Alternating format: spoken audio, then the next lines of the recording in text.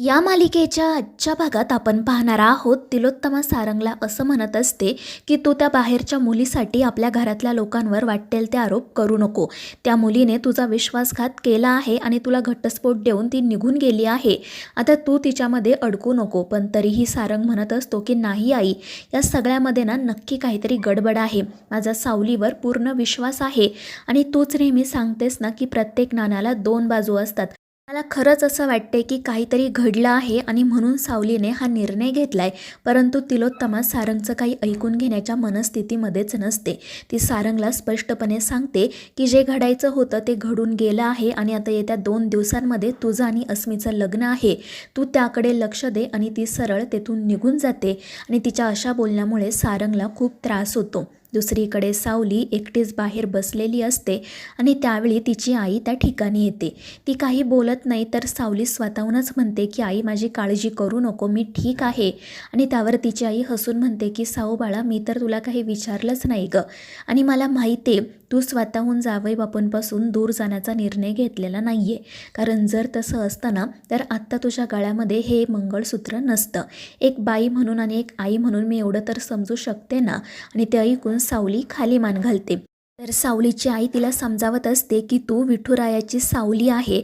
तुझ्या आयुष्याचं काय करायचं याचा निर्णय आता तोच घेईल आणि मला खात्री आहे की लवकरच सगळं काही ठीक होईल. दुसरीकडे सोहम आणि तारा अजूनही बाहेरच असतात. तारा खूप वैतागलेली असते आणि म्हणत असते की सोहम, आता आपण पुढे काय करायचे? आपण कोणाच्या विश्वासावर इथे असे रात्रभर बाहेर राहणार आहोत? आणि त्यावेळी सोहम तिला म्हणत असतो की काळजी करू नको, मी काहीतरी विचार करतोय. तर तारा म्हणत असते की अरे, असं जर तर म्हणून काय उपयोग आहे? आपल्याला काहीतरी ठाम निर्णय घ्यायला हवा. आणि मग ती सोहमला सांगते की तू जा आणि आत्ताच्या आत्ता तुझ्या मॉमसोबत बोल. त्यामुळे मग सोहम ताराला घेऊन पुन्हा एकदा घरामध्ये जातो. तो मोठमोठ्याने तिलोत्तमाला हाका मारत असतो. त्यामुळे तिलोत्तमा आणि घरातील इतर सगळेजण देखील त्या ठिकाणी येतात. तिलोत्तमा रागातच विचारते की काय झालं आहे? आणि त्यावेळी सोहम म्हणतो की मॉम, तू आताही आम्हाला घरात घेणार नाही आहेस का? तर तिलोत्तमा म्हणते की म्हणजे तुला काय वाटत होतं की मी तुझं हे लग्न मान्य करेल आणि तुम्हाला घरात घेईल का? तर एक गोष्ट लक्षात ठेव, मी असं काही करणार नाही आहे. आणि तिच्या अशा बोलण्यामुळे सोहमला आणि ताराला खूप वाईट वाटतं.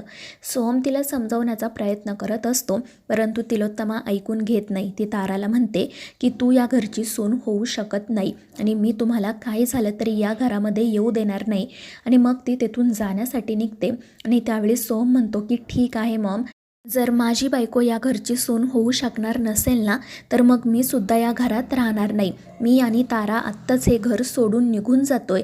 आणि ते ऐकून तिलोत्तमाला तर धक्काच बसतो. आणि मग त्यानंतर सोहम आणि तारा सरळ घरातून निघून जातात.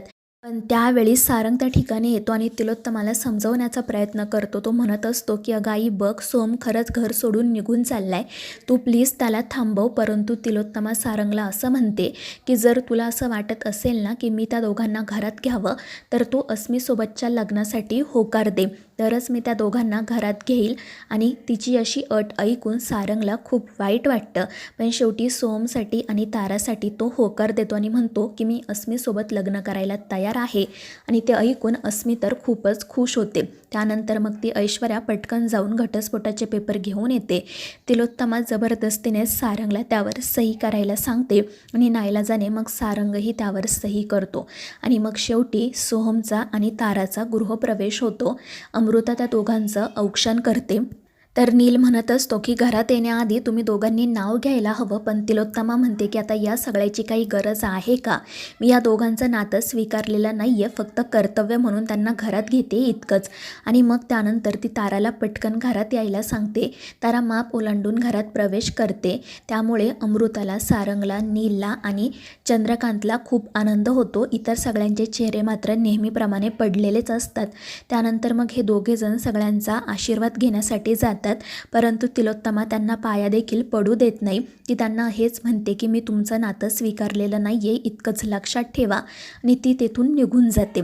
त्यानंतर मग दुसऱ्या दिवशी सकाळी तिलोत्तमा घरातील सगळ्यांना हॉलमध्ये एकत्र बोलावते आणि मग ती त्यांना म्हणू लागते की उद्या सारंगच्या आणि अस्मीच्या हळदीचा कार्यक्रम आहे. आणि हे ऐकून राजकुमार म्हणतो की इतक्या पटकन?